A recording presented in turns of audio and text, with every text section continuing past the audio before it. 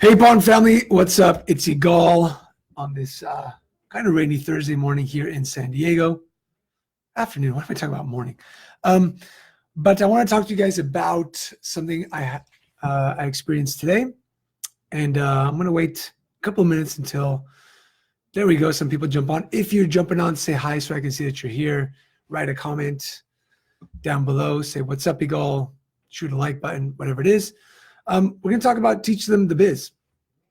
And I had a phone call, a strategy session with somebody today, talking about how their management team isn't performing the way they want. They're not staying accountable for what the person wants them to do. And I asked them one quick question, and it was a super interesting question, and the answer was even better. So if you're here, just drop me a comment so I know that you're here so I can say hi, and thank you for watching.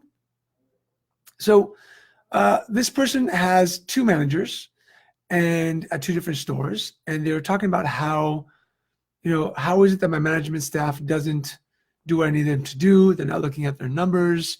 They don't really care what's going on. All they care about is writing loan tickets or making sales. So first and foremost, there's two types of managers. Number one is there's a store manager, and then number two, there's a customer service manager. And a store manager actually knows what's happening in the operation, and they know the business. And a customer service manager is just writing loans and making sure that customers are happy. Which type do you have if you have a manager in the store? The other question is, do they know the business? Does your second in command know the business? Do they know what profit margin is, and inventory turn is, and inventory yield is, and how much money you need to make to break even? Do they know those numbers? Because if they don't know those numbers and you're expecting them to grow those numbers, it's kind of false. Like, why would they, right? I think the most important thing to do is to teach your staff, or your management staff at least, what the business is all about. For years, I know pawnbrokers who had multiple stores and multiple managers, they wouldn't even show them the loan balance at the store, which I think is kind of wild. They wouldn't show them how much they sold, what the profit margin was. They wouldn't show them any of these numbers, which is kind of crazy. Today, if you want a store manager, if you want your second in command to be able to help you so that you can leave a couple of days on vacation, so you can leave them in charge of the store, they need to know exactly why they're doing what they're doing. And they need to know what they're doing. What other business do you go to where a management staff doesn't know their numbers, doesn't know their metrics or the why behind the numbers? Why is that inventory turn so important? Why is it so important to sell merchandise? Why is it important to keep your profit margin? Let's say your goal is at 50%.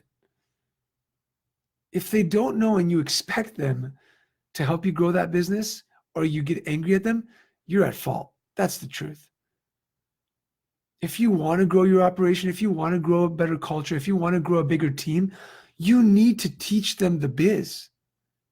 You've got to teach them what's important to you to learn and what's important to you to know.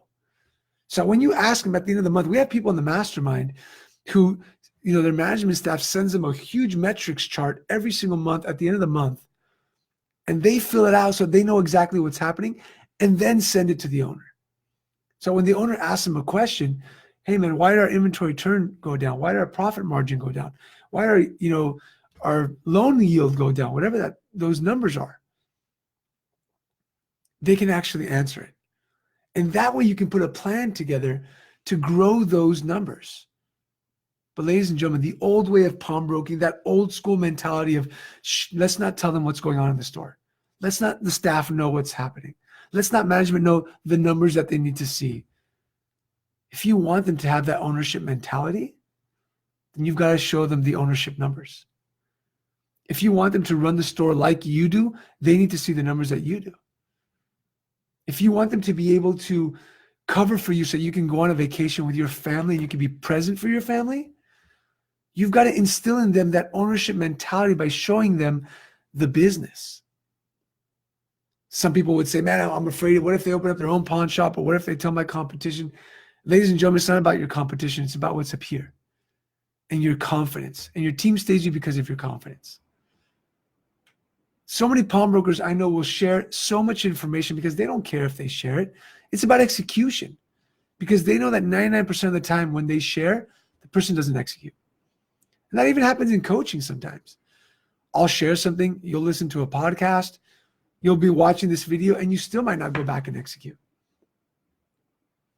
So you got to teach them the biz. And if you don't know the biz, then you've got to learn the business.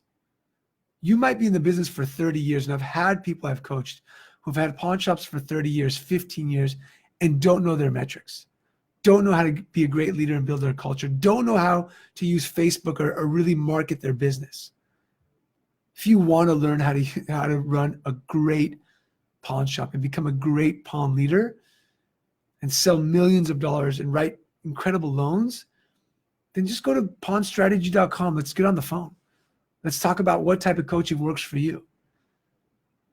But the truth is that if you don't learn how to do this, you can't expect them to know more. If you're not learning every single day, don't expect your management staff or your team members to know what's going on or how to grow or how to become better, because you're not growing yourself. And leadership is top down. You want them to grow, you grow. You want them to read a book, you read a book. You want them to be healthy, you get healthy first. Be the example. See, I started the Pawn Leaders podcast to change the pawn industry one pawn shop at a time and create pawn leaders. There's a difference between a pawnbroker and a pawn leader for me. A pawn leader masters leadership, a pawn leader masters marketing, and a pawn leader masters strategy. The old school pawnbroker still doesn't teach their management how much they have in pawn. They don't believe in connecting to the community and so many other things. I'm not trying to bash the old school pawnbrokers, but this isn't 20 years ago. This isn't 10 years ago where that works. This is a different time. It's about three things: leadership, marketing, strategy. Leadership, marketing, strategy. If you don't learn those three things in the context of how to run a pawn shop, your business isn't going to grow. You're not going to make more money. You're not going to be able to hire more people on because they don't want to come work for you.